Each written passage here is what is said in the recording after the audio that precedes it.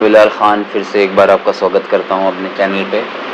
और आज हम बात करने जा रहे हैं एक्सेल में कंसोलिडेट के बारे में, कंसोलिडेट ऑप्शन के बारे में बात करने जा रहे हैं। तो देखिए, आज हम इसमें सीखेंगे कि कंसोलिडेट ऑप्शन क्या होता है और ये किस लिए इस्तेमाल होता है और इस पर हम कैसे वर्क कर सकते हैं, ये हम इसमें सीखेंगे।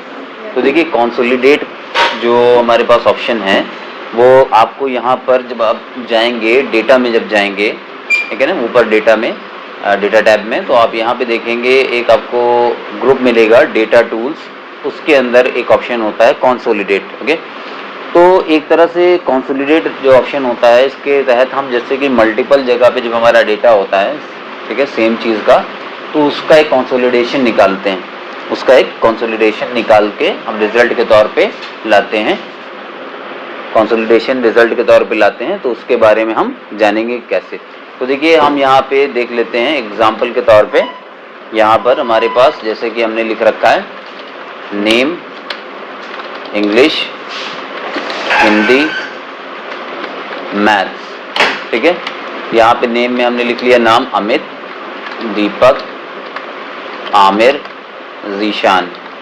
ओके, यहाँ पे कुछ मार्क्स हम इनके लिख लेते हैं। सपोज यहाँ पे जैसे कि हमने, चलिए हम एक फार्मूला की हेल्प से लिख लेते हैं, यहाँ पे थोड़ा जल्दी हो जाएगा। आप अपना मैनुअली भी लिख सकते हैं।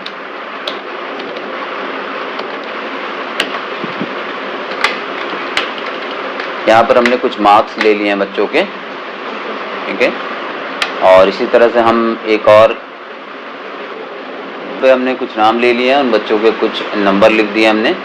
इसी तरह से हम यहाँ पे ऐसा करते हैं कि हमने एक और ग्रुप टाइप का इस तरह से बना लिया और इसमें भी कुछ मार्क्स हैं यहाँ पे, और यहाँ पर हमने एक और यहाँ पे इस तरह से बना लिया, कॉपी पेस्ट कर लिया इस तरह से, यहाँ पे मार्क्स हैं। तो आप देख सकते हैं ये जो पहले वाले मार्क्स हैं, ये सपोज मान लीजिए किसी बच्चे के फर्स्ट टर्म के मार्क्स हैं, ये वाले हम मान लेते हैं कि बच्चे के सेकेंड टर्म के मार्क्स हैं, और ये वाले हम मान लेते हैं जो यहाँ से हैं वो थर्ड टर्म के मार्क्स हैं, ठीक है। जैसा कि हम यहाँ पे देख सकते हैं कि अलग अलग मार्क्स यहाँ पर दिए गए हैं, ठीक है।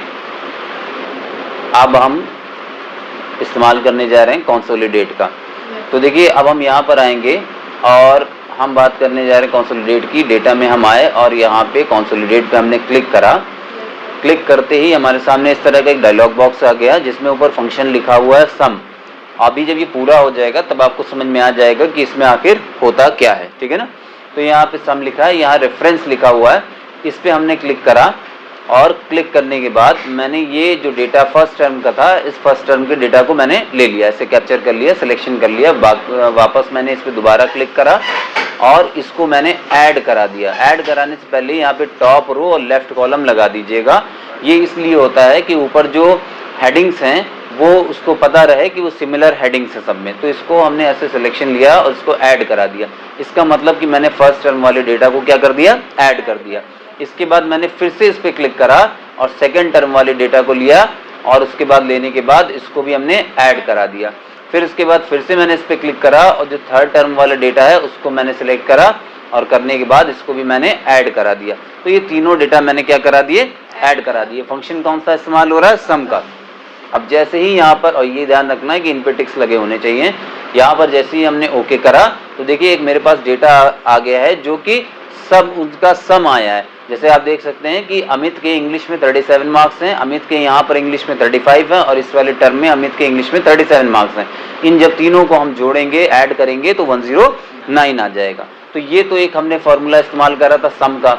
सपोज इसी तरह से अगर हमें कुछ और इस्तेमाल करना हो, जस्ट लाइक हमें मान लीजिए निकालना हो कि किसमें बच्चे के जिसमें मैक्सिमम मार्क्स हैं, ज़्यादा मार्क्स हैं, वो वाले मार्क्स को ये उठाए, तो हमने यहाँ पे कहीं सेलेक्ट कर लिया और फिर से हम कहाँ गए, डेटा में गए और हम कहाँ पे गए, कंसोलिडेट में गए और यहाँ सम की जगह पे हमने लगा दिया मैक्स लगा दिया। और अब हमें यहाँ पे डेटा नहीं उठाना है क्योंकि डेटा हम ऑलरेडी पिकअप कर चुके हैं और हमने यहाँ पे ओके करा। तो देखिए जिसमें मार्क्स ज़्यादा होंगे वो वाले मार्क्स आ जाएंगे। जैसे अमित के 37, 35 और 37, तो सबसे हाईएस्ट मार्क्स कौन से थे, 37, ठीक है। इसी तरह से यहाँ पे जीशान के मैथ्स में यहाँ 37, यहाँ 40, यहाँ 38, तो मैक्सिमम कौन से थे, 40। इसी तरह से आप मिनिमम के लिए भी निकाल सकते हैं।